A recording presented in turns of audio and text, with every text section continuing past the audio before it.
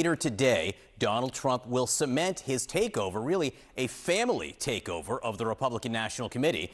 Shortly, Ronna McDaniel and her co-chair will officially step down, a move essentially forced by Trump, and then two candidates that he has endorsed, one of whom is his daughter-in-law. They are expected to easily win elections for the top positions. CNN's Alayna Treene is at that spring meeting in Houston, and we'll watch it unfold today. Alayna. Yeah, well, good morning, John. I do want to just start with some of the reaction to Joe Biden's speech last night. We saw Donald Trump. He watched the address from his home at Mar-a-Lago and, as promised, delivered a live play-by-play on Truth Social in response to Joe Biden's speech. And it really was a stream of consciousness reaction from Donald Trump. He attacked Biden heavily. He went after him on his positions on Ukraine and Social Security. But his attacks also grew increasingly personal. We know that House Speaker Mike Johnson warned Republicans to maintain decorum yesterday in the chamber, but that was advice that did not reach Donald Trump. He very much attacked Biden. He mocked his appearance. He mocked his hair and his walk, and also claimed that he was, quote, so angry and crazy. Now, Donald Trump also responded on Truth Social with some taped video messages in response to Biden's speech, one of which really trying to turn the tables on Joe Biden's argument that Donald Trump is a threat to democracy. As we have seen Donald Trump do in the past, he claimed that Biden is the true threat. Take a listen.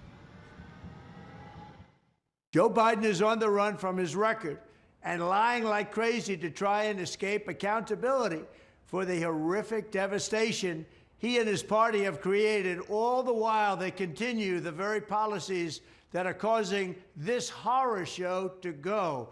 We cannot take it any longer as a country.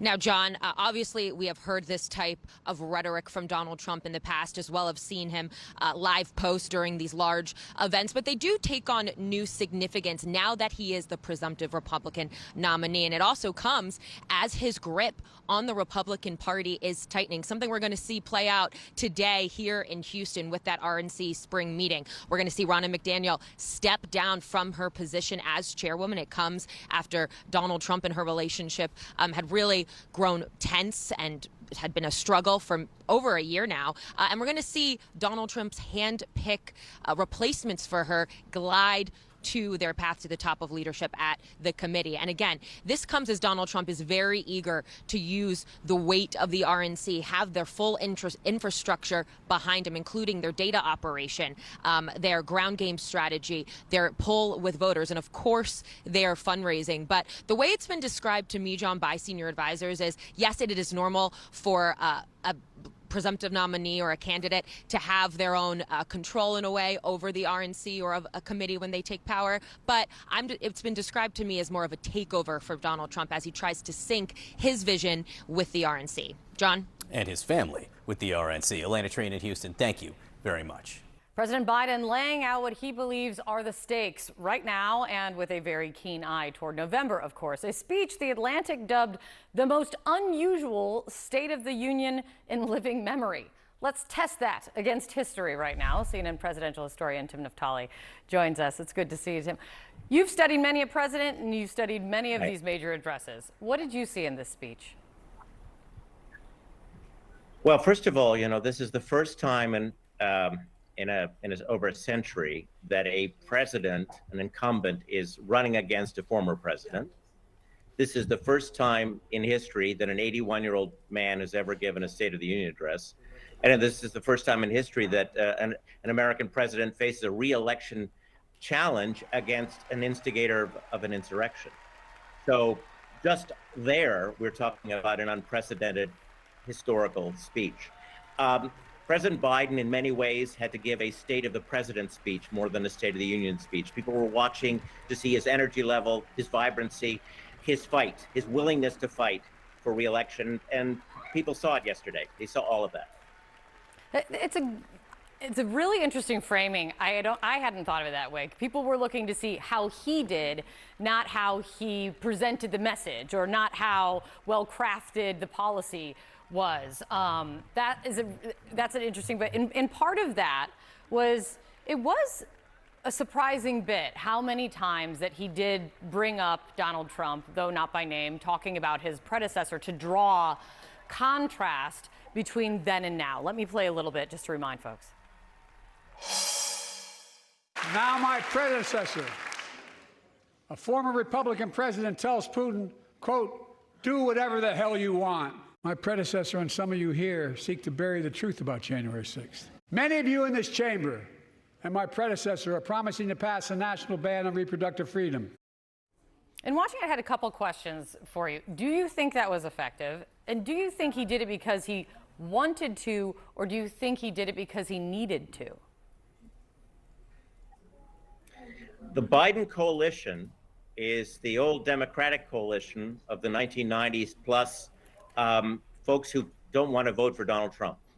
There are independents and some former Republicans who will support Biden in 2024 as they did in 2020, just because they don't want to see Donald Trump in the White House again. It is very important for the president to remind those elements of his coalition that he well understands the mandate they give him.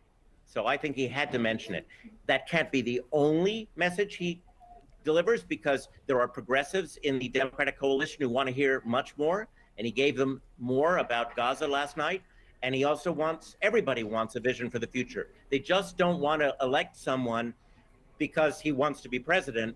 They want to know, if we re-elect you, sir, what do you plan to do in the next 4 years? So he had a heavy, heavy burden on his shoulders last night. One thing we know about the State of the Union is it's a lot about tradition, and it's a lot about, you see, like, institutional Washington right before your eyes. That's what you're looking at with the State of the Union. And looking at this speech in the historical context, Biden did what used to be kind of thought of as unthinkable, which is criticizing the Supreme Court and directly addressing the justices as they sat right before him in the chamber. I want to play this for folks. This is when he was talking about the decision that overturned Roe versus Wade. The Supreme Court majority wrote the following, and with all due respect, justices, women are not without electoral power. Electoral or political power. You're about to realize just how much you're right about that. Tim, what did you make of that moment, and the fact that it's coming from Joe Biden, nonetheless? Well, first of all, reproductive rights are a very important element of the president's message and the vice president's message. It's got to be a way to energize and mobilize people to go out to vote for the team, for the ticket in 2024. So he of course had to mention it. He also believes it. In terms of attacking the Supreme Court, well, American culture changes. Our political culture doesn't stay the same.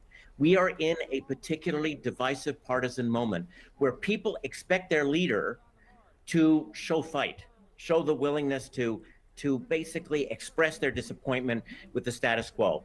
So I believe that just as Republicans expect a certain level of fight, obviously, from Donald Trump, and they get that and more, Democrats and independents are expecting the same level of fight from Joe Biden, and he gave it to them yesterday.